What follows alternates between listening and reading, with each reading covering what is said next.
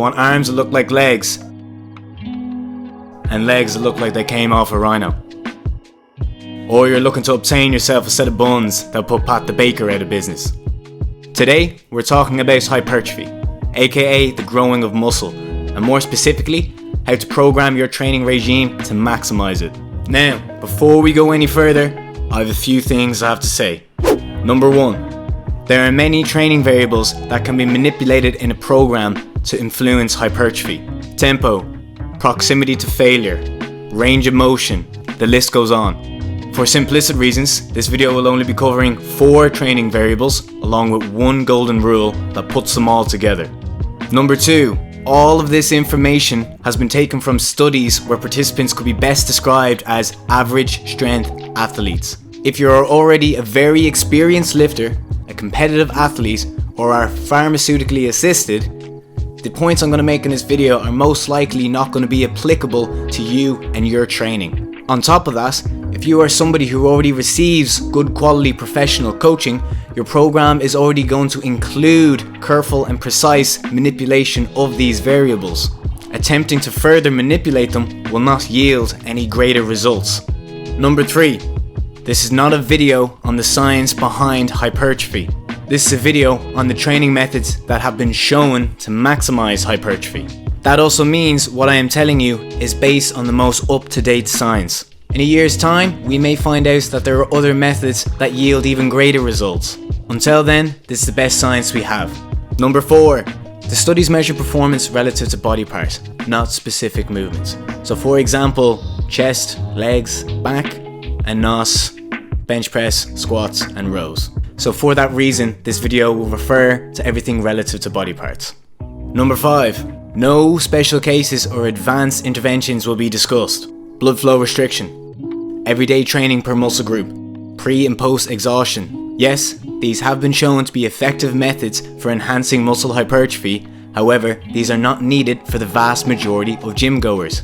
Finally, number 6. This video will discuss what you need to do to achieve optimal rates of hypertrophy and nothing else. Only data reporting on the effects an intervention had on muscle hypertrophy was used to make this video. These points are intended for muscle building only. How to program for fat loss, max strength, sport performance, etc. These will all be covered in a future video. Now that that's out of the way, let's begin. Variable 1, training volume, or how much training a muscle should receive. There's been a very long and ongoing debate in the community as to how much training or volume a muscle should receive per session to maximize hypertrophy. Nonetheless, the number of working sets a muscle requires to maximize hypertrophy is 5. Anything more does not yield significantly greater rates of hypertrophy. Variable 2, training frequency, or how often a muscle should be training. These studies that were showing maximal hypertrophy to be achieved with just 5 working sets were also training that muscle on 3 days of the week. Going back to total weekly training volume, this would equate to 15 hard working sets a week per muscle group. It is also known that high rates of hypertrophy can be achieved by training a muscle group twice a week, albeit not as much as 3 times per week. So, if you were to train each muscle only twice per week, performing a few additional sets in those 2 sessions, bringing your weekly total hard working sets up to 15 would suffice. Variable 3, rest periods, or how long you should be resting between working sets. Simply put, resting 1 to 2 minutes between sets produces less muscle hypertrophy than resting 3 to 5 minutes between sets. Anything outside this window, i.e. less than 2, greater than 5 minutes, has been shown to yield less hypertrophy. Variable 4, relative load, i.e. the weight you are lifting. Current science shows that training with light loads can be as effective as training with heavy loads as long as both weights are taken to maximal failure during their respective sets.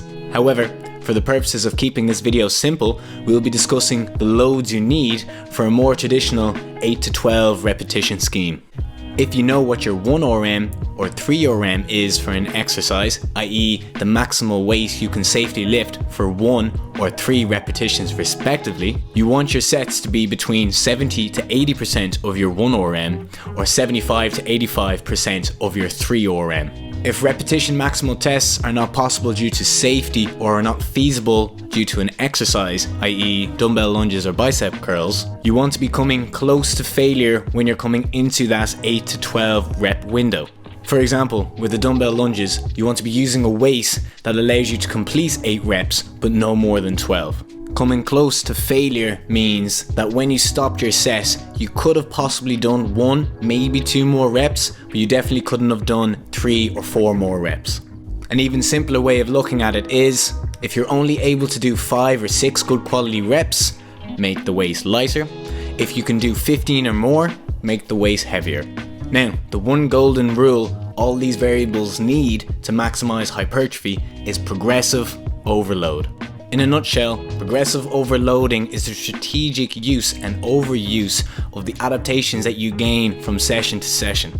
Although in advanced programs, progressive overloading is applied from session to session, it is easiest to do it on a weekly basis. A nice and concise way of doing this is at the start of every week, you want to drop a rep and add 5 to 10% of weight per exercise. For example, at the start of week 1, you want to be performing 12 reps in each of your exercises, again coming close to failure. When you get to week 2, you are going to drop a rep and add 5 to 10% of weight for each of the exercises. So week 2, you will now be doing 11 reps per exercise, and each exercise you're going to be using a weight that's a little bit heavier than week 1.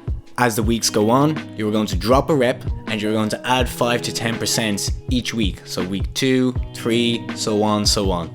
Once you get down and complete the week of 8 repetitions for each of the exercises, the following week you are going to go back to performing 12 reps. This time when you are performing your new week 1 at 12 reps, you want to be using a weight that is heavier than the weight you used for the first time you completed week 1 12 reps.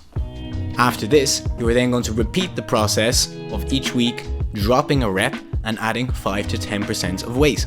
Think of that process of dropping a rep and adding weight each week as a 2 steps forward, 1 step back approach. By the time you come around to performing the 12 reps again for the second time and the third time, you're always going to be performing it at a heavier and heavier weight. The final points I'm going to make is why 5 to 10% each week. Some weeks are going to go really well and you're going to feel as if that weight wasn't heavy enough for you. That's fine. The following week, you then want to be adding closer to the 10% of the previous week. There are then going to be some weeks where you're going to feel as if that weight was just on the limits of being too much, and that is also fine. The following week, only add about 5%. The most important aspect with progressive overloading is how the weights are evolving over a long period of time. So, let's recap all that you need in your program to maximize muscle hypertrophy. A single muscle only requires 5 hard working sets per session. Train a muscle at least twice, preferably 3 times a week. Rest at least 3 minutes, but no more than 5 minutes between your working sets. Use 70 to 80% of your 1 RM, or 75 to 85% of your 3 RM, or use a weight that makes you come close to failure when you're coming into that 8 to 12 rep window. Finally, make sure you progressively overload. Drop a rep, add 5 to 10% of weight per exercise at the start of each new week. After dropping to 8 reps, go back to 12 and do it again, albeit a little bit heavier than the last run through. Thanks again for watching. If you want the list of references where I got all this information from, you can find that list in the description of this video on my YouTube channel. If you liked the video, make sure you give it a like, let me know in the comment section below. Stay tuned, there's going to be more videos on how to program for different aspects of your training coming in the near future. Thanks again for watching, peace fam, ciao for now.